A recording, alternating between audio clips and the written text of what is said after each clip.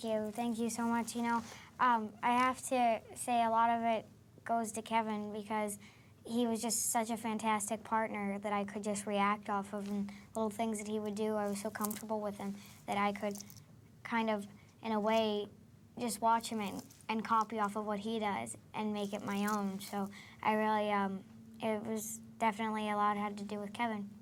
Well, we were lucky to get Madeline because there's plenty of cute little girls in America that could play the role, but there's not very many people that could do what Madeline did, would bring such professionalism and such a naturalness and a craft to her acting. So I think people will be surprised and also grateful, I think, to run into a nice, wonderful new actress that will be around for a while, if she chooses to be.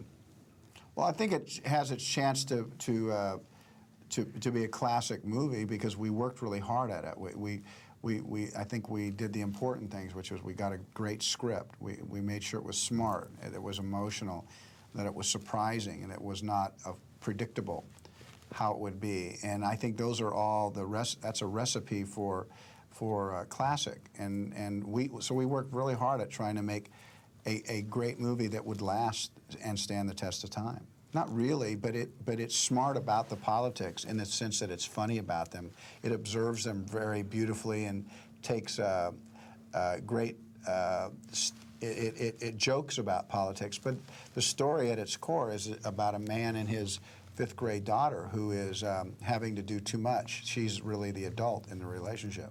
I'm interested in it. I don't know if I could ever work in politics, but it confuses me a little. But I definitely like to watch it, and I can't wait to see who wins. So I think it is. I think people don't like to be preached at, but I think people sometimes in it.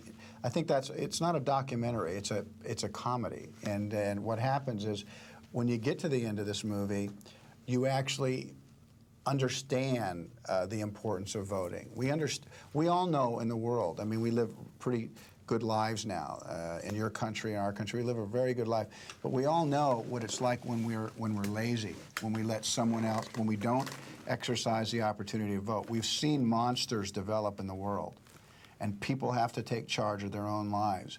And so inside this comedy, that message comes out in the end, and there's a certain amount of pride. And for those of us who don't exercise the privilege that people before us fought for, died for, then we're lazy. Now, we can't make everybody suddenly be responsible, and we're not trying to do that. But sometimes at the end of the movie, you can have a sense of pride and also a sense of direction about how you want to maybe make your life. And so for people who don't vote, I think sometimes when they get done seeing this movie, they might feel like they want to.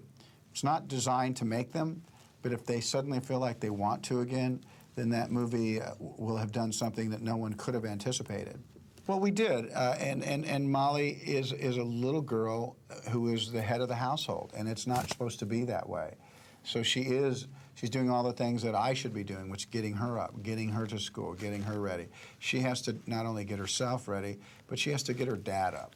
Hollywood is used a lot. I don't know what our influence is. I think it's used positively. I think sometimes it's used negatively. I think it's dismissed.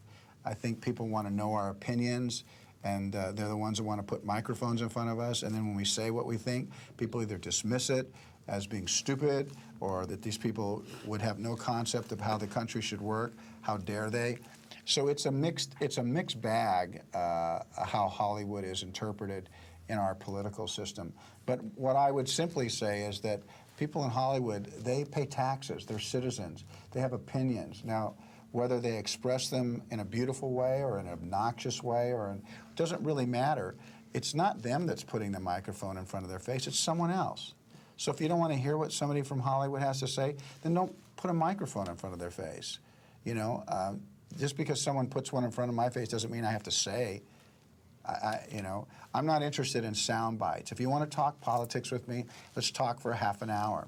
But if you want to get one answer from me and then use it on your news somewhere, and then someone can, make fun of it or not understand completely what you're saying because they didn't hear everything you were saying, I'm not interested in that.